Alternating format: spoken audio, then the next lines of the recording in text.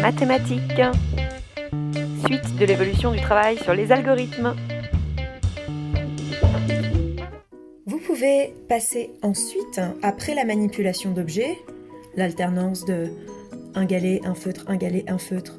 Vous pouvez aussi avoir fait évoluer, en repassant par la manipulation à ce moment-là, vous pouvez demander à votre enfant de compléter cet algorithme.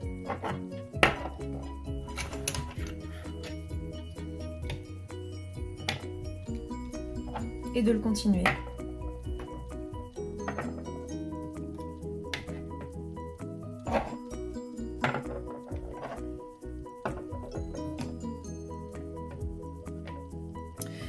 Pour que votre enfant ne pense pas que faire des algorithmes, c'est juste alterner des objets.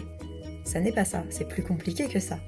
Donc vous pouvez faire manipuler votre enfant, toujours des séries d'objets, les mêmes qu'au début ou d'autres, en faisant des alternances 2, 2, 1, 2, 2, 1, 2, 2, 1, ou 3, 2, 3, 2, 3, 2, pour montrer que ce qui est important, c'est la régularité de l'alternance et pas simplement l'alternance terme à terme.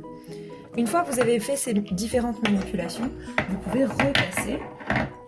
Les allers-retours entre la manipulation et le support papier, c'est vraiment essentiel en maternelle.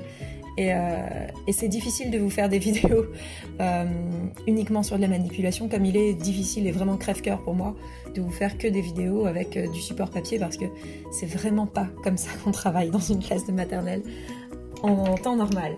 Mais bon. Une fois que vous avez fait plusieurs manipulations d'objets, n'oubliez pas cette étape, vraiment elle est importante. Repassez à un support papier, un support écrit. On est d'accord que ça peut être le lendemain. Si vous avez fait une manipulation d'objets, d'algorithmes, mets-moi 2 chaussettes, un verre, 2 chaussettes, un verre, 2 chaussettes, un verre. Super. Vous faites ça pendant un quart d'heure avec d'autres objets. Allez, une assiette, 2 cuillères, une assiette, 2 cuillères, une assiette, 2 cuillères. Allez, 3 cuillères, un verre, 3 cuillères, un verre, 3 cuillères, un verre. Vous laissez tomber pour le reste de la journée, on s'est déjà bien amusé. Et le lendemain, vous reproposez cette fois-ci une manipulation d'objet, puis ce travail, où vous allez passer donc oui par les couleurs. Alors de nouveau juste 2 couleurs, peut-être vert et jaune, tiens ça change. Et puis vous y allez. 2 verts, un jaune, 2 verts, un jaune. Et votre enfant doit continuer.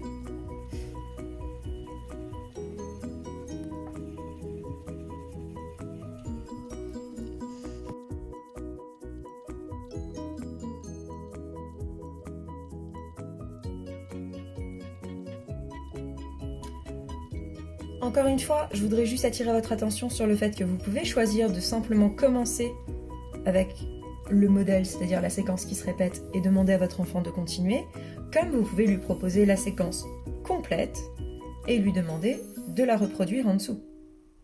L'intérêt reste le même, d'accord ? La difficulté reste la même, à savoir comprendre l'organisation de ce qui est proposé à l'enfant. Lui demander de la comprendre avec seulement 6 ronds, pourquoi pas, si vous avez la flemme de colorier jusqu'au bout, de proposer un modèle complet.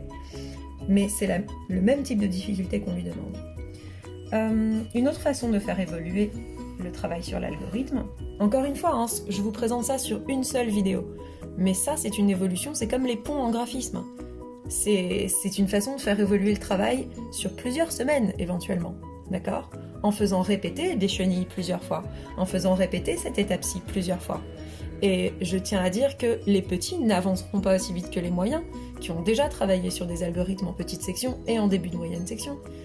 Et que ce que je vais présenter là maintenant s'adresse essentiellement à des moyens, d'accord ? Voire à des grands. Parce qu'on peut faire des algorithmes avec 3 couleurs et avec une séquence qui est 2 rouges, 2 jaunes, 2 bleus, 2 jaunes, 2 rouges, 2 bleus, 2 jaunes, 2 rouges, 2 bleus. Ça aussi, c'est des algorithmes. On peut faire des algorithmes avec 1 rouge, 1 bleu, 2 rouges, 2 bleus, 3 rouges, 3 bleus, 4 rouges, 4 bleus. Il y a vraiment énormément de façons de faire évoluer les consignes autour des algorithmes pour qu'il n'y ait rien absolument de figé dans la construction de la pensée de votre enfant et pour que ça continue à leur poser un petit problème. S'il n'y a pas de défi, il n'y a pas vraiment de travail cognitif de la part de votre enfant. Donc proposez-lui, plus tard, dans la même journée, ou plus tard, ou 2 jours plus tard, de faire un algorithme un peu différent, oui. Que je vous expose immédiatement. Alors je vais passer ça un peu en accéléré, je vous retrouve tout de suite après. Moi, par exemple, j'ai envie de continuer en complexifiant et en proposant quelque chose de récursif. Donc, 1, 1, 2, 2, 3, 3, 4, 4, ce modèle-là. Je suis limitée par ma page A4, je vous l'avoue, et par le fait que c'est toute une manipulation pour agrandir le cadre de ce que je filme. Donc je vais rester sur un format A4. Simplement, vous pouvez faire quelque chose de beaucoup plus long, ou qui serpente, et là vous rajoutez une difficulté, à savoir que l'enfant devra tourner son support pour réussir à faire le travail.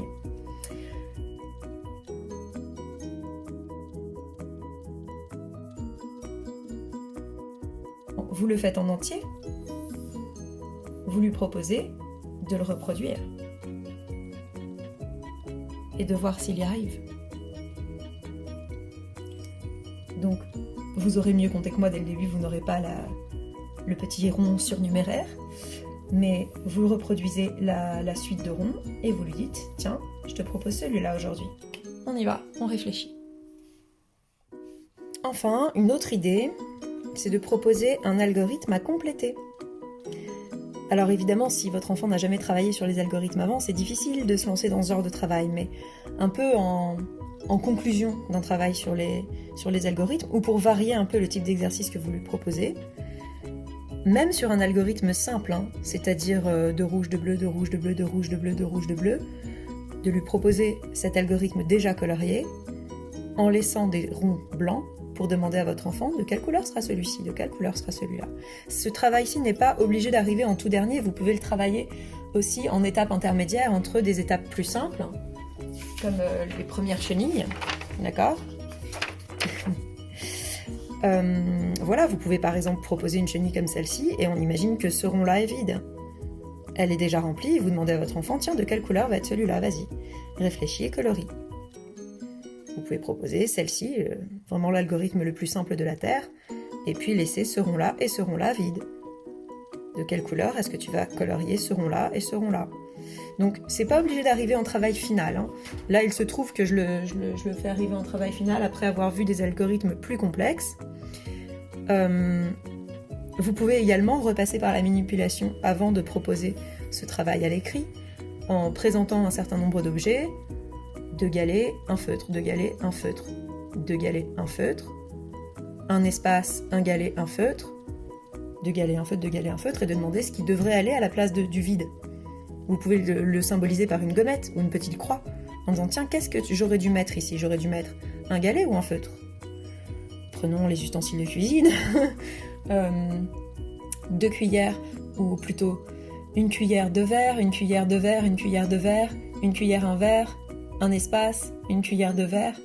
Qu'est-ce qui devait aller à la place du vide ? Ou à la place de la petite croix, ou à la place de... Vous avez saisi l'idée. Donc je repasse, moi, maintenant, tout de suite sur la version papier. Vous avez rempli déjà cet algorithme-là. J'en ai choisi un particulièrement compliqué, d'accord, avec 3 couleurs et une irrégularité dans le nombre de ronds coloriés à chaque fois. C'est pas 1, 1, 1, c'est 1, 2, 1. 1, 2, 1. 1, 2, 1. D'accord ? Donc, orange, violet, violet, vert. Orange, violet, violet, vert. Orange, violet, violet, vert. Orange, violet, vert. De quelle couleur dois-tu colorier celui-ci ? De quelle couleur dois-tu colorier celui-là ? Mais vous n'accompagnez pas du tout d'explication. Vous proposez, observe bien, réfléchis et colorie les 2 ronds blancs. Vous n'accompagnez pas, vous ne donnez pas de stratégie. Vous laissez votre enfant se débrouiller. Mais je sais pas, mais je comprends pas, mais ce n'est pas une devinette. Peut-être regarde les couleurs dès le début. C'est tout. Un minimum d'accompagnement, un minimum d'aide. Votre enfant ne va pas y arriver forcément du premier coup, c'est pas grave. Vous avez l'occasion de faire recommencer et de faire refaire à votre enfant un nombre incalculable de fois. Et sur des algorithmes très différents. Une alternance 1-1-1-1, vous pouvez aller jusqu'à 5 couleurs. Rouge, bleu, rose, blanc, vert. Rouge, bleu, rose, blanc, vert. Rouge, bleu, rose, blanc, vert. Vous pouvez faire évoluer ce travail à l'infini. Je vous ai donné différents petits types d'exercices.